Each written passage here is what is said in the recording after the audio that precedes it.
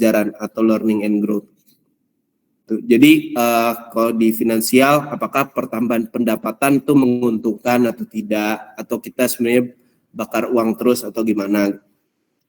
Terus apakah pelanggan yang dilayani itu puas dengan pelayanan kita itu pelanggan? Dan yang ketiga adalah proses. Apakah kita secara proses, internal proses itu comply dengan peraturan? Contoh kalau di data, dalam hal data, apakah kita comply dengan PDP law? PDP itu adalah Personal Data Protection. Apakah kita comply taat menaati peraturan tersebut? Tuh. Apakah proses itu sudah efektif dan efisien? Dan yang keempat itu adalah pembelajaran. Apakah karyawan-karyawan di perusahaan ini learning and growth terus nggak sih gitu? Jadi pengembangan organisasi dan support-supportnya gitu, sebenarnya kita tumbuh nggak sih, makin pinter nggak sih kita gitu. Tuh. Jadi dari 4 aspek inilah biasanya strategi itu dipikirkan. Nah, teman-teman mungkin nggak akan dari sekarang, nggak akan ketika kerja langsung mungkin mikirin balance scorecard, kayaknya sih nggak. Kecuali yang jurusan manajemen ya mungkin aja.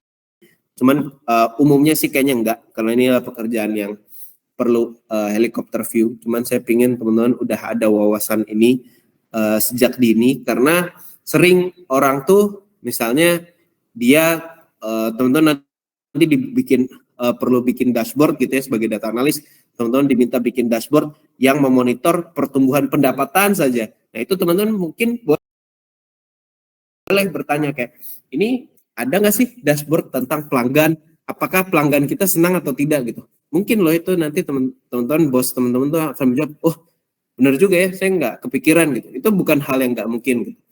Atau mungkin juga dijawab, menurut saya itu tidak perlu. Nah itu baru teman-teman bisa menjawab kenapa tidak perlu. Itu komunikasi yang teman-teman perlu lakukan. Tapi teman-teman nggak bisa mengkomunikasikan hal tersebut kalau teman-teman nggak tahu framework ini.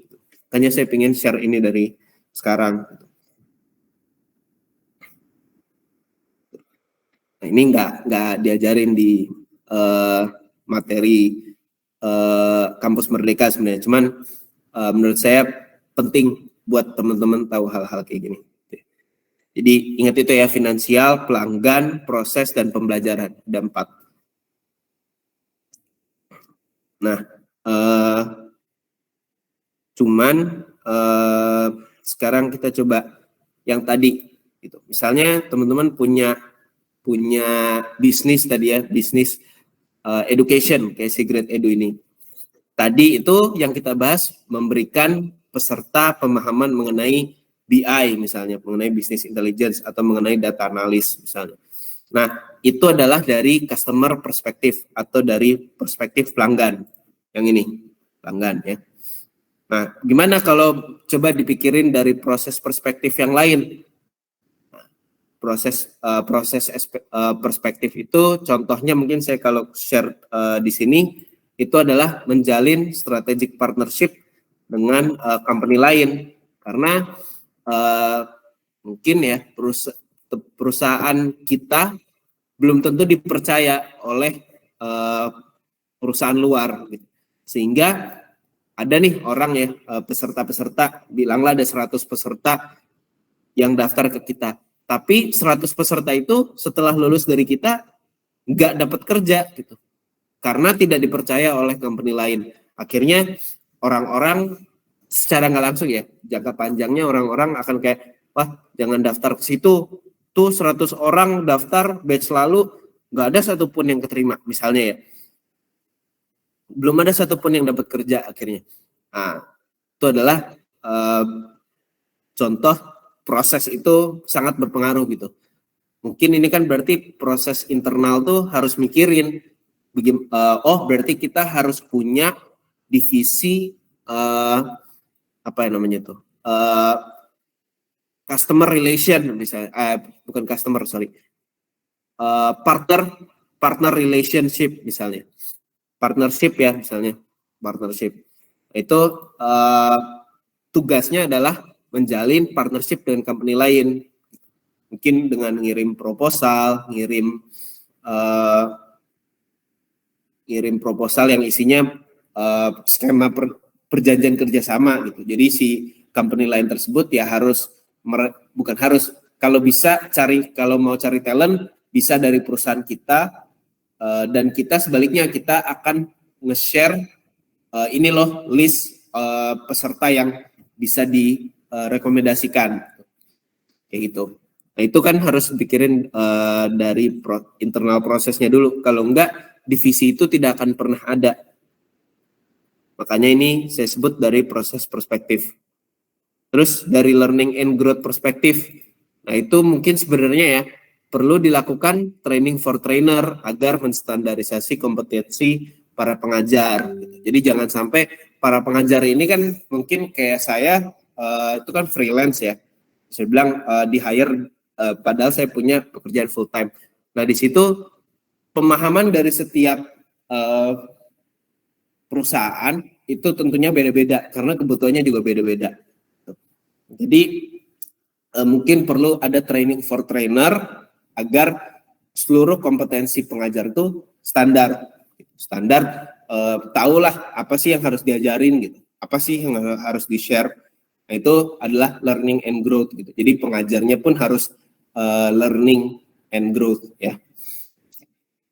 Itu yang ketiga dari learning and growth perspektif, yaitu yang ini ya, pembelajaran.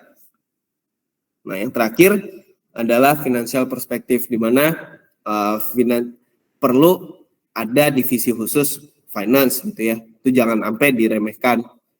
Jangan kasihkan marketing aja terus, tapi finansial manajemennya tidak dilakukan di dalam.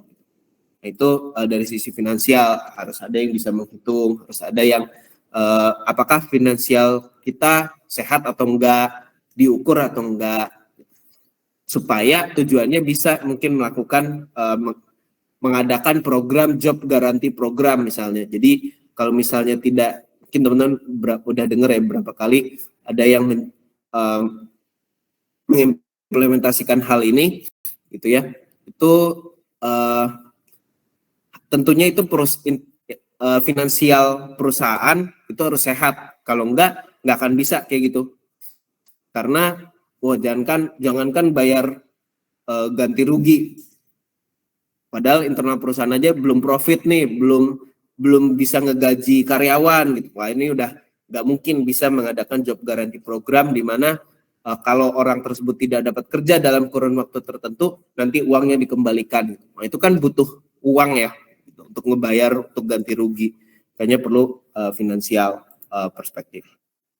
Nah itu saya juga belum ada di posisi untuk merumuskan hal ini, tapi saya cari aja gitu di luar ada framework apa aja sih gitu, dan framework ini digunakan untuk apa gitu. Terus saya coba melihat perusahaan-perusahaan yang ada sekarang apa aja sih gitu. Nah itu terus saya coba renungi, oh ini adalah implementasi di perusahaan ini kayaknya seperti ini gitu. Gitu sih. Ya, ini wawasan C-level ini sebenarnya, cuman mudah-mudahan teman-teman dapat insight, teman-teman bisa mengkritisi seluruh arahan nanti dari bos teman-teman kelak ya. Mungkin sampai sini dulu. Mungkin udah pada buat jadi ini juga ya, ganti suasana, nggak coding terus. Mungkin ada yang mau bertanya?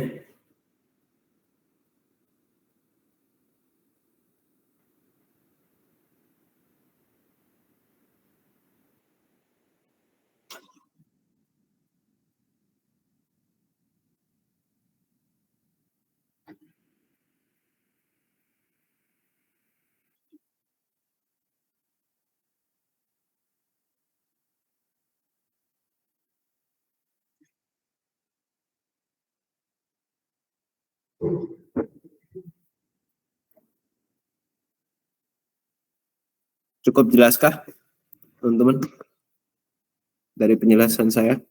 Atau ada yang perlu diulang? Ada yang mau ditanyakan?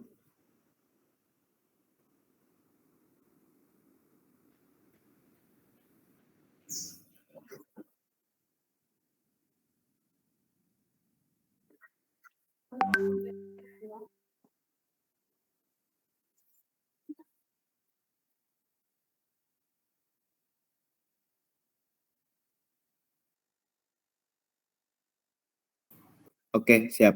Terima kasih. Oke, selanjutnya apa ya? Nah, tadi teman-teman udah memahami pentingnya belajar KPI. Nah, sekarang mungkin balik ke rada technical dikit. Saya share screen lagi.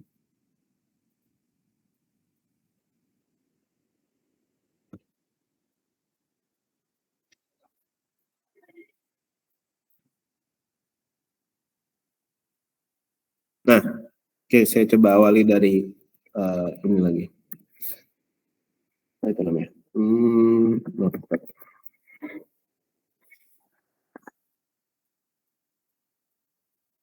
Oke, misalnya saya punya target revenue atau profit lah.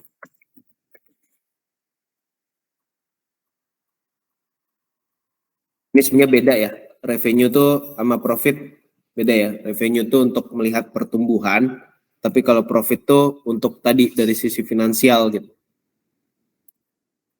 Mestinya revenue ini naik terus gitu, berarti pertumbuhannya sehat. Tapi kalau profit stable pun nggak apa-apa, karena dia semakin banyak ini, tapi mungkin produknya juga akan semakin mahal gitu. Nah itu profitnya mungkin tetap. Di sini mungkin saya revenue aja dulu ya. Ini adalah misalnya saya punya target 1 miliar. Ternyata actualnya 1 miliar. Berapa achievementnya? Berapa persen? Ada yang bisa jawab?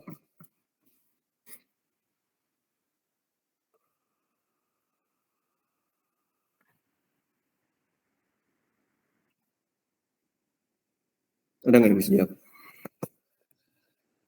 Punya target, sorry. Ini jangan 1 M deh, setengah. Jadi jelas bedanya. Berapa achievementnya?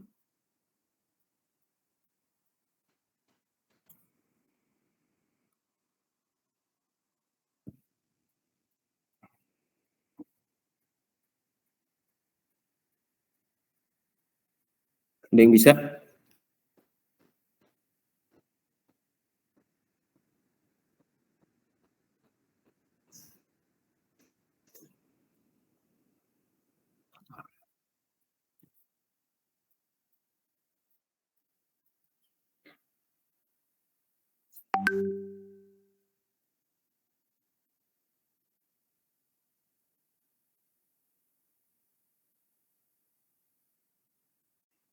Lima 50%.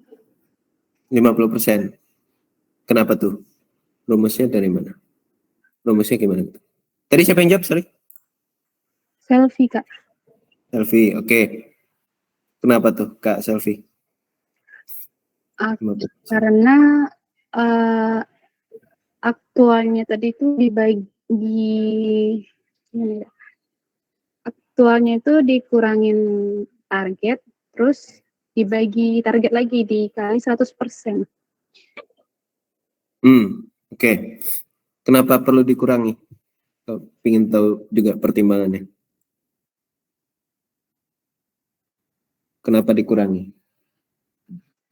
Mungkin ada. Karena kan itu targetnya, Kak.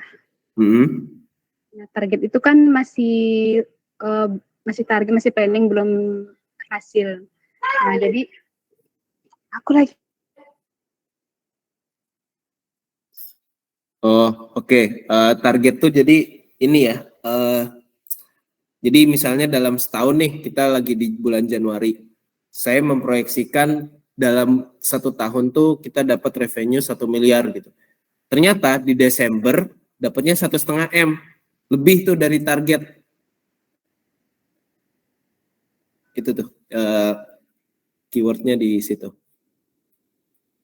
Jadi sebenarnya ini kita melebihi loh, kita achieve-nya lebih gitu. Saya kasih clue dikit. Kalau saya actual revenue-nya 1 miliar, kan berarti pas target nih. Itu achievement-nya 100%. Nah sekarang kalau misalnya actual revenue-nya itu 1,5, jadi berapa persen?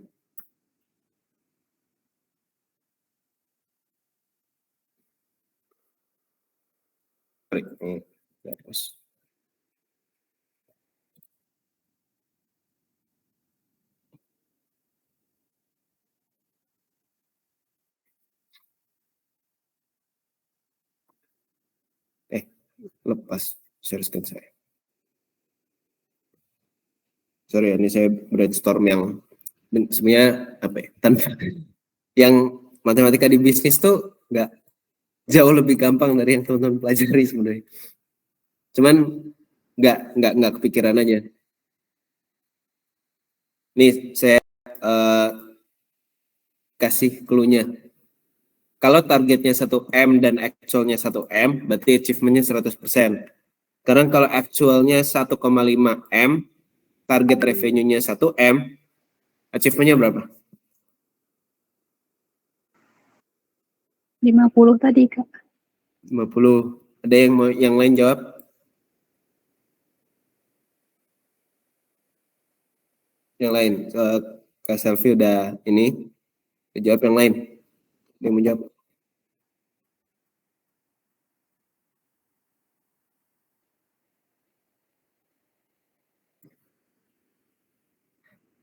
%50 berarti lebih sedikit dong dari 100%.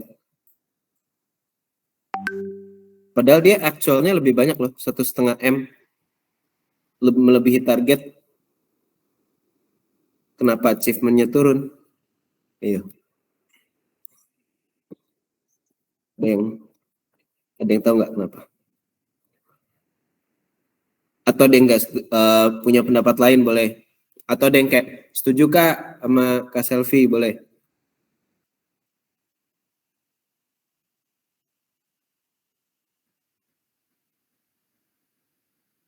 Kalau yang dari saya tangkap kan Kak, targetnya itu kan 1 M. Nah, sedangkan pendapatan sebenarnya itu didapat 1,5 M gitu. Berarti keuntungannya itu lebih 50% daripada yang ditargetkan gitu Kak. Lebih 50%. Oh gitu, ada kata-kata lebihnya. Oke. Nah sekarang sebenarnya berarti udah benar, secara logika sudah benar. Cuman kan kita saya kan nggak nulis suatu kata-kata apapun ya di sini. Jadi sebenarnya dan juga nanti ketika teman-teman bikin dashboard ribet tuh nanti kalau teman-teman pakai kata-kata lebih gitu. Soalnya kan itu udah pakai kalkulasi. Jadi logikanya sudah benar. Tapi mungkin di sini mungkin saya langsung tulis aja 150%.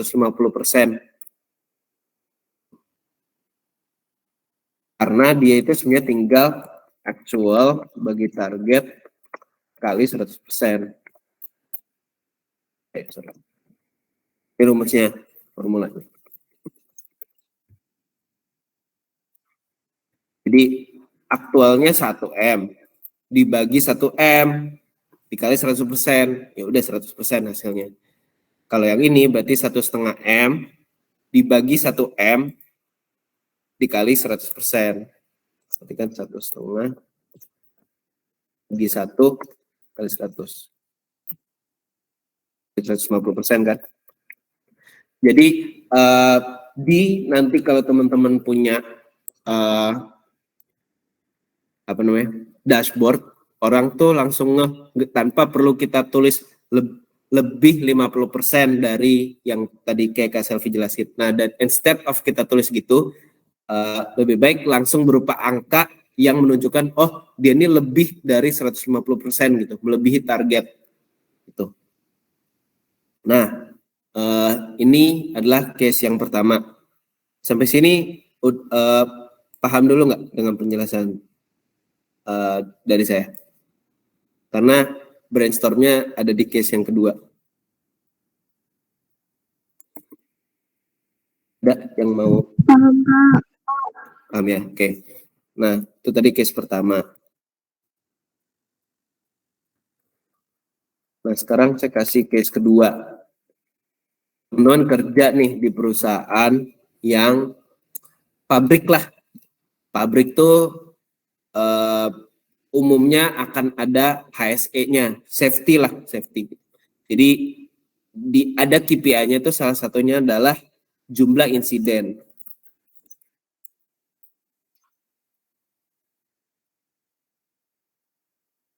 Nah, targetnya, sorry, jangan ini deh, jangan ini dulu. Ini yang lebih susah. Ini aja dulu, produk cacat. Nah, target itu maksimal produk cacatnya 20. Terus sekarang actualnya ternyata hanya 10.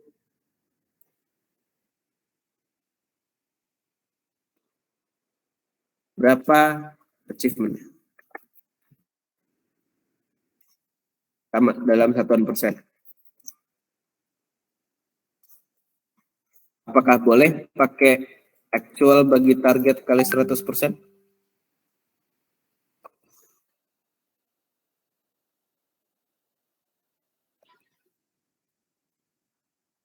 Itu biar sama-sama 1. Ini saya ganti deh. 10. Actualnya ternyata 15. Nah, apakah achievement-nya 150%?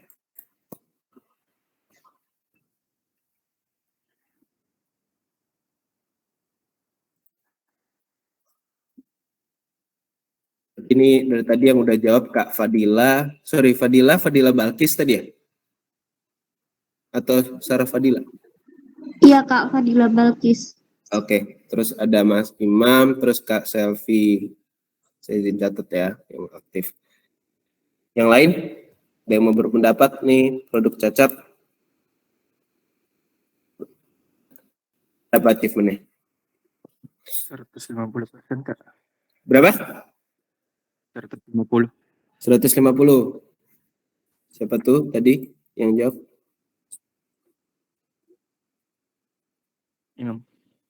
Mas Imam. Kenapa 150 Mas Imam? Apakah pakai rumus yang sama dengan ini?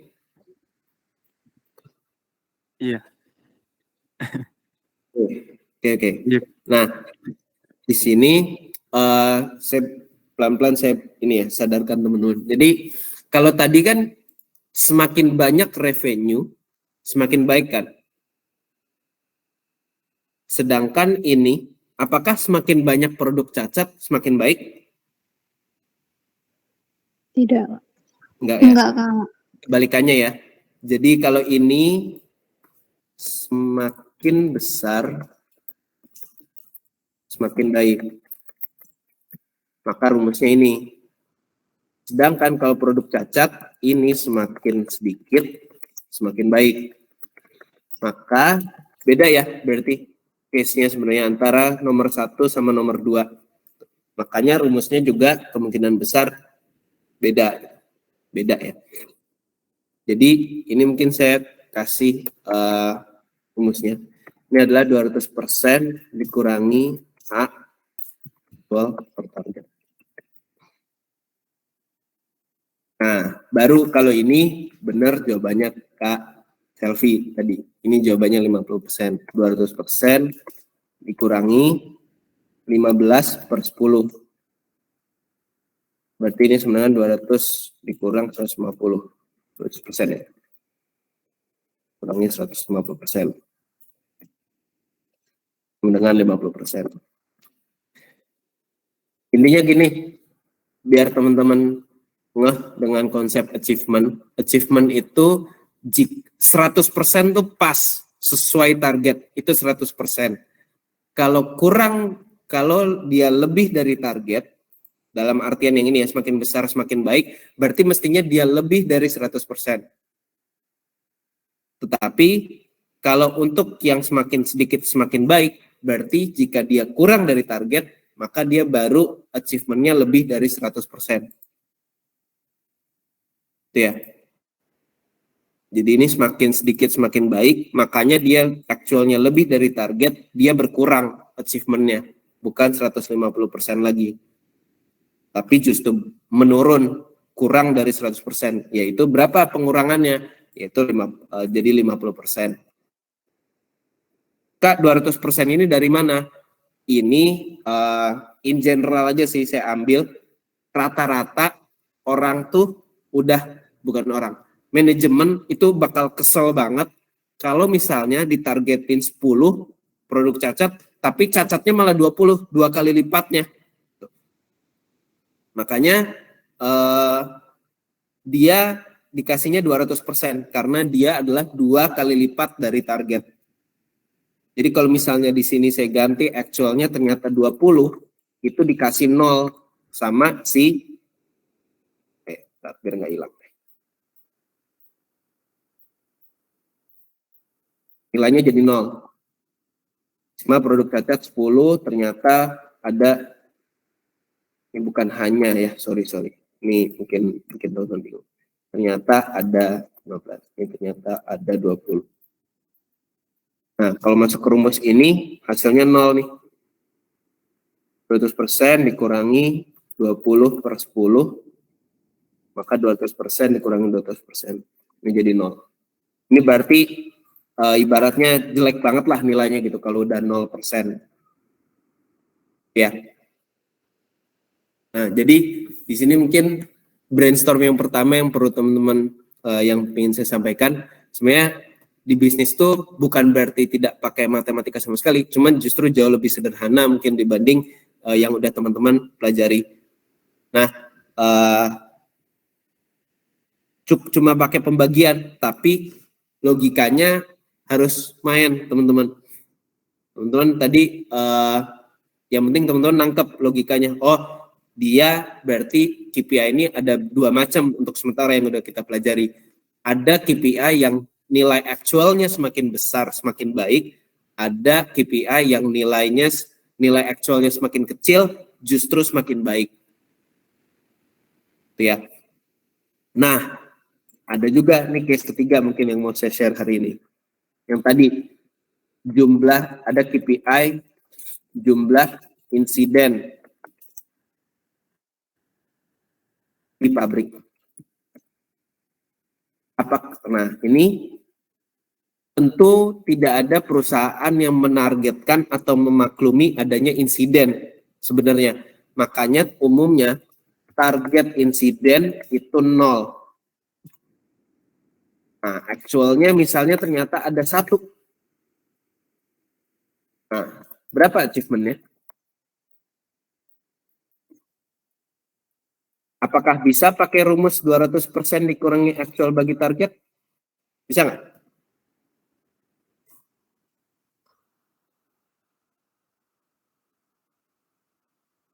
Yang mau jawab? Ini matematika sederhana juga. Bisa nggak?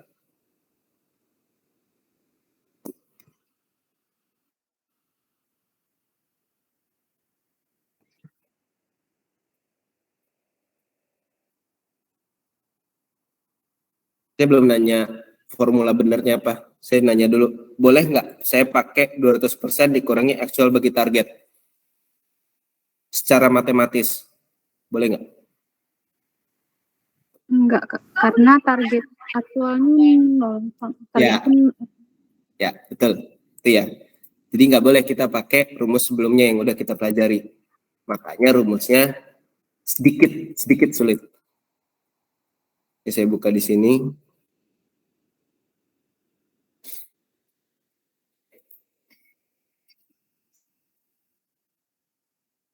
Tadi siapa yang jawab? Selfie, Kak. Selfie ya. Makasih Kak. Betul ya. Jadi nggak boleh pakai rumus tersebut.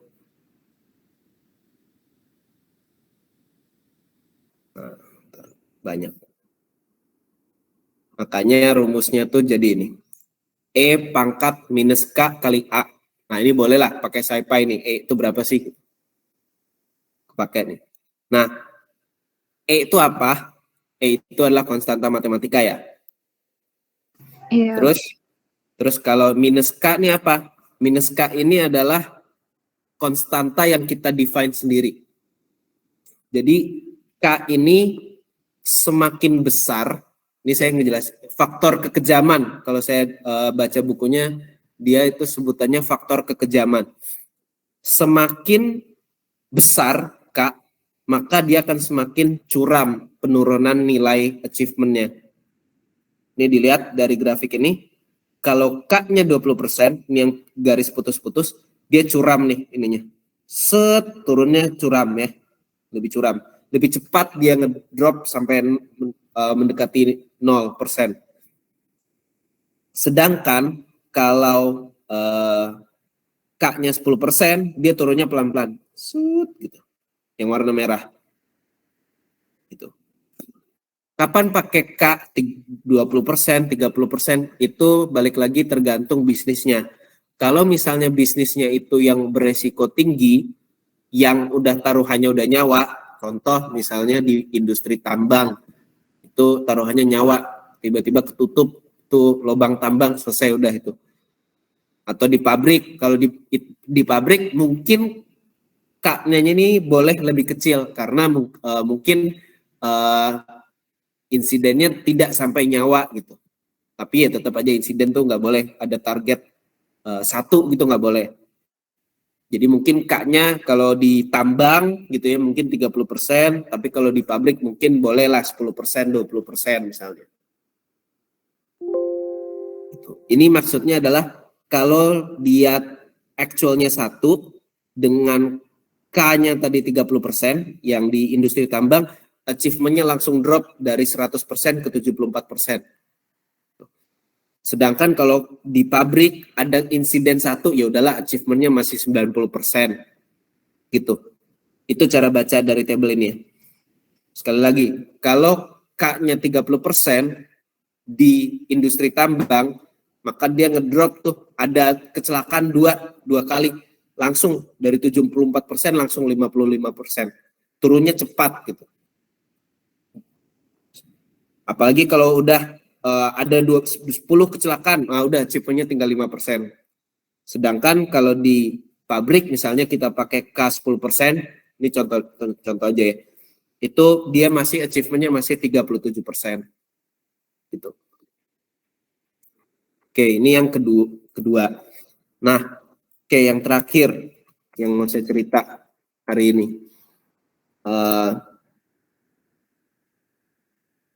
Teman-teman tahu marketing budget ya? Budget.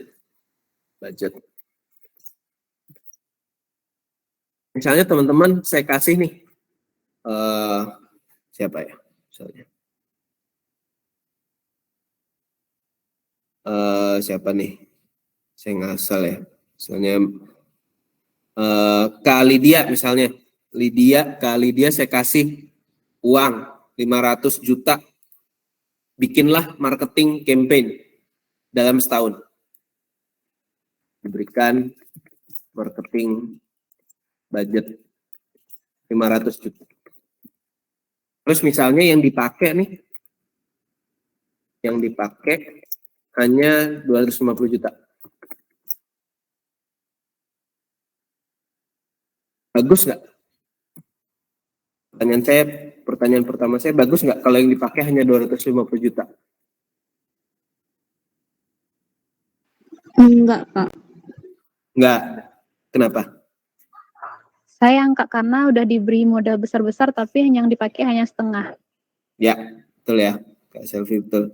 Sekarang saya tapi yang dipakai dia misalnya langsung bayar Cristiano Ronaldo misalnya atau Lionel Messi 750 juta. Bagus nggak?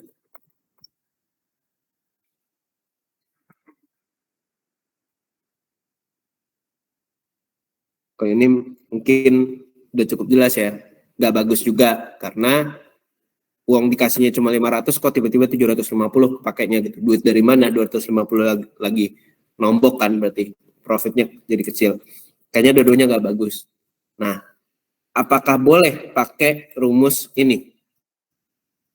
Achievement sama atau ini? Kalau tadi kan kita udah dapat ada yang kasus semakin tinggi actualnya semakin baik. Kita udah belajar juga semakin sedikit actualnya semakin baik. Tapi kalau ini kan berarti dia apakah semakin besar semakin baik?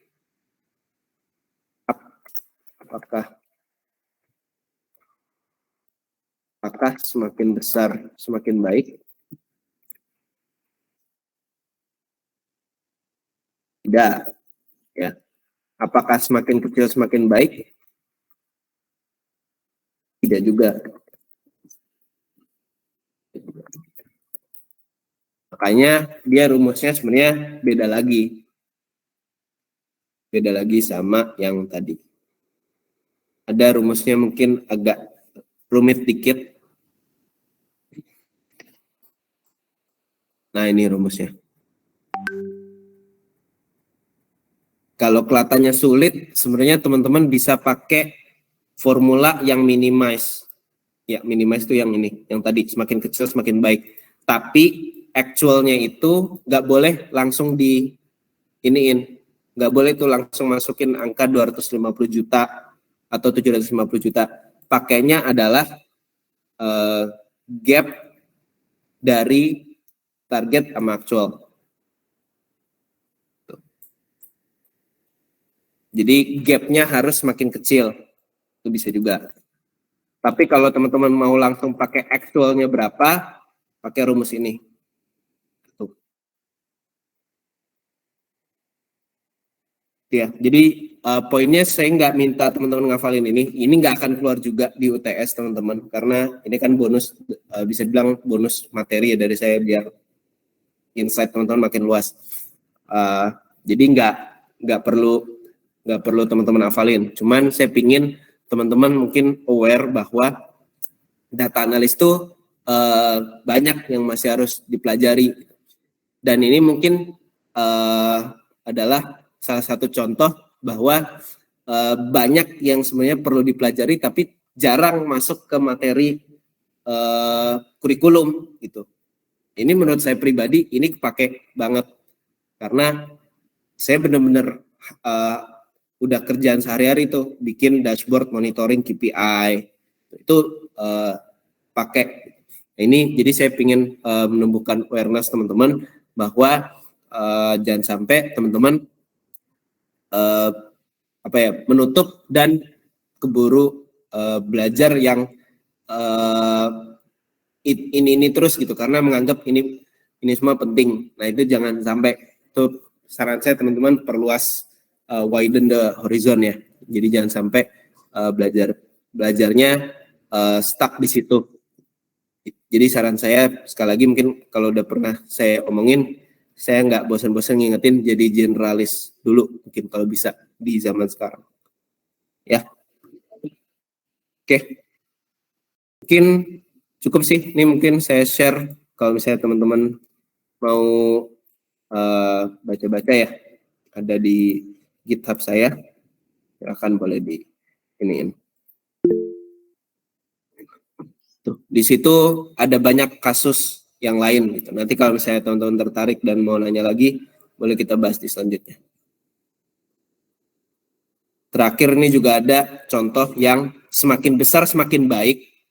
Tapi kalau tadi kan revenue bisa tuh melebihi 120M, 120M, 1,2M, 1,5M, 2M gitu.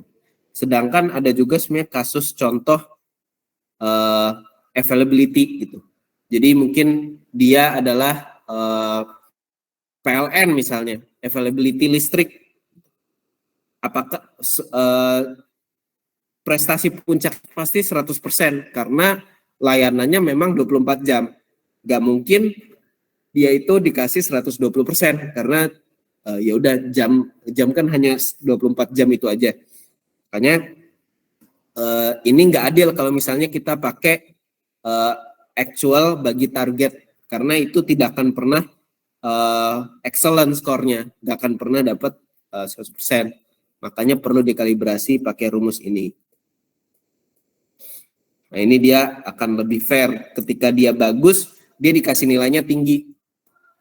Tapi ketika dia kurang, benar tuh dia dijatuhin. Maksudnya dikasih punishment lah ya, punishment yang setimpal gitu. Makanya dia gradiennya lebih curam. Yang ini nih, hasil dari rumus kalibrasinya yang ini, yang garis putus-putus warna hitam ya. Tuh, itu nanti bisa teman-teman baca di link yang tadi saya share.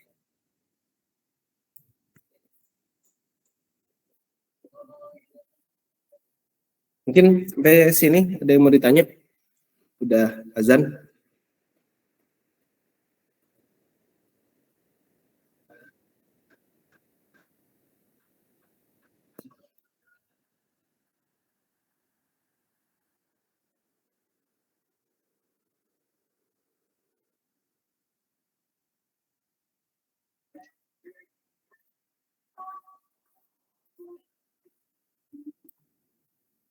Enggak ada kah?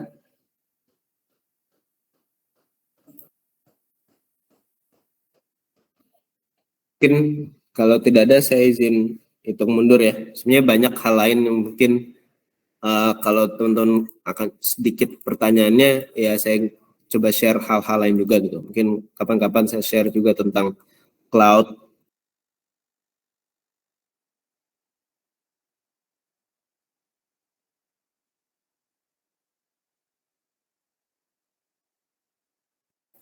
Sorry, tiba-tiba ke close. Mungkin ada juga kapan-kapan saya share juga tentang cloud misalnya ya. Itu juga sesuatu yang menurut saya data analis nice to know lah cloud. Meski idealnya nanti ada timnya sendiri ya tentang cloud itu. Cuman hidup akan lebih mudah kalau bisa ngerti cloud. Oke, saya izin untuk mundur. Ada lagi mungkin yang mau bertanya? Dari saya belum ada, Kak. Oke, terima kasih. Oke, saya izin hitung mundur ya. Mulai dari 5, 4, 3, 2, 1. Oke, terima kasih ya teman-teman atas kehadirannya pada mentoring hari ini. Mohon maaf atas segala kekurangan. Semoga yang saya share bisa bermanfaat buat teman-teman ke depannya. Ya, saya izin tutup. Wabillahi taufiq wal hidayah. Assalamualaikum warahmatullahi wabarakatuh. Terima kasih teman-teman semua. Waalaikumsalam. Terima kasih, Kak. Terima kasih, Kak. Terima kasih.